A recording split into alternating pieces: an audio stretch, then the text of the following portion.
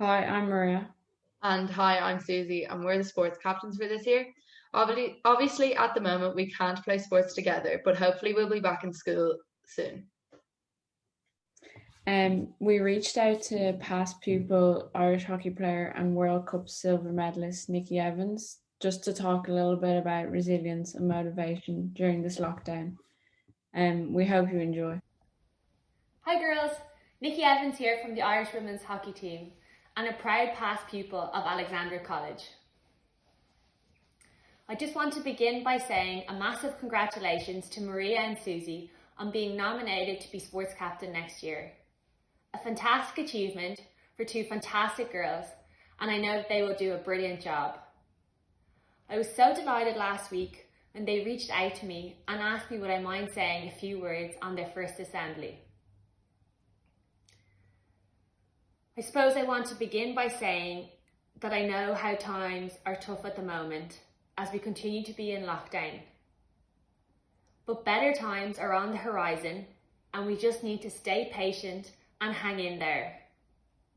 There is light at the end of the tunnel, and with the vaccines being rolled out now, it won't be too much longer until we're out of lockdown, back to normal, and you girls are back in school together again.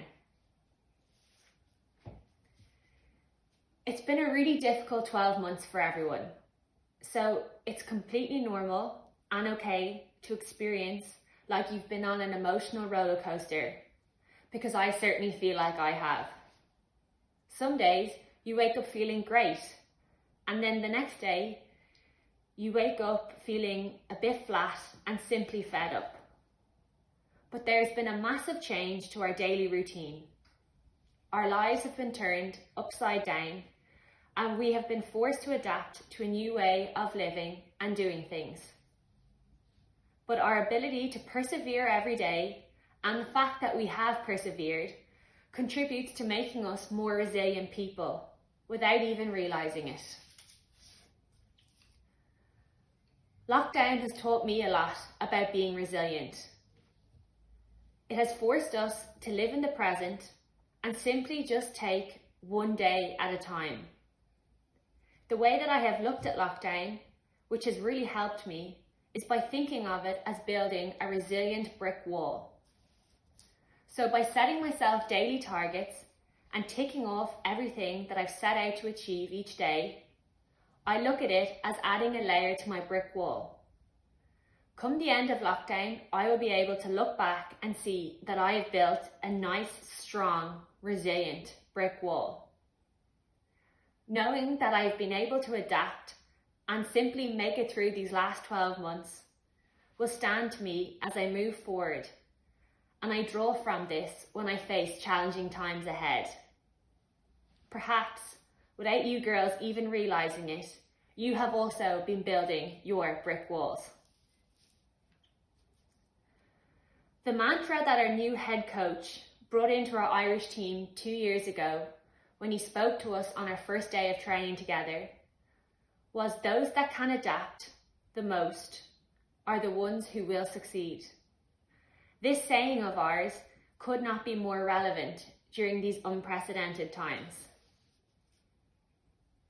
For me, I've always been a big fan of goal setting, and this has really helped me stay motivated during lockdown, especially at times when I have struggled.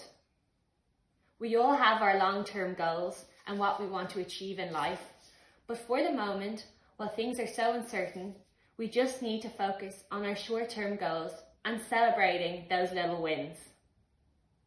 One thing that has really helped me is every Sunday planning my week ahead.